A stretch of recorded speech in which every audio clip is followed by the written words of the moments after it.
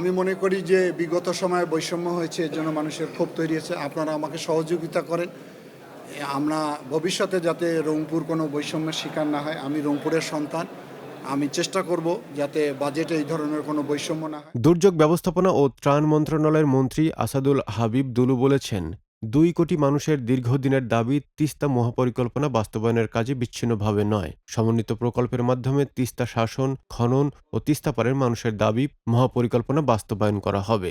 গত সরকারের আমলে গ্রহণ করা হয়েছে নতুন করে তিস্তার পুঁতে বিক্ষিপ্ত বিচ্ছিন্নভাবে কোনো প্রকল্প যাতে গ্রহণ না করে, সেটাই আমি সেই সময় আপত্তি জানিয়েছিলাম।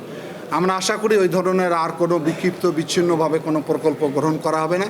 একটি সমন্বিত প্রকল্পের মাধ্যমে তিস্তা শাসন, তিস্তা খনন, তিস্তা পাড়ের মানুষের যে দাবি সেটাই বাস্তবায়ন করা হবে। সোমবার দুপুরে রংপুর বিভাগীয় কমিশনারের কার্যালয়ে বিভাগের সকল জেলার জেলা প্রশাসক, পুলিশ সুপার ও অন্যান্য কর্মকর্তাগণের সাথে মতবিনিময় সভা শেষে সাংবাদিকদের এসব কথা বলেন তিনি।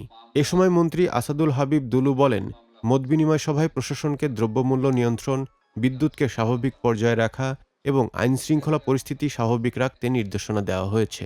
মন্ত্রী বলেন, ভবিষ্যতে রংপুরে যাতে বাজেটে কোনো বৈষম্যের শিকার না হয় সেদিকে খেয়াল রাখা হবে। শিল্প কলকারখানা নির্মাণ করে রংপুরকে এগিয়ে নেওয়ারও কথা জানান তিনি। এ সময় সাংবাদিকদের এক প্রশ্নের জবাবে মন্ত্রী বলেন, শুধু ৫ আগস্ট নয়, যে কোনো ক্ষতিগ্রস্ত পরিবার মামলা করতে পারবে।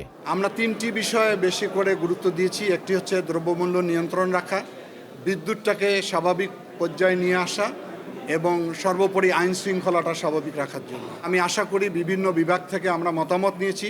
এই বিভাগের অনেক দপ্তরগুলোতে কর্মকর্তা কর্মচারীর ঘাটতি রয়েছে, সেগুলো যাতে আমরা পূরণ করতে পারি।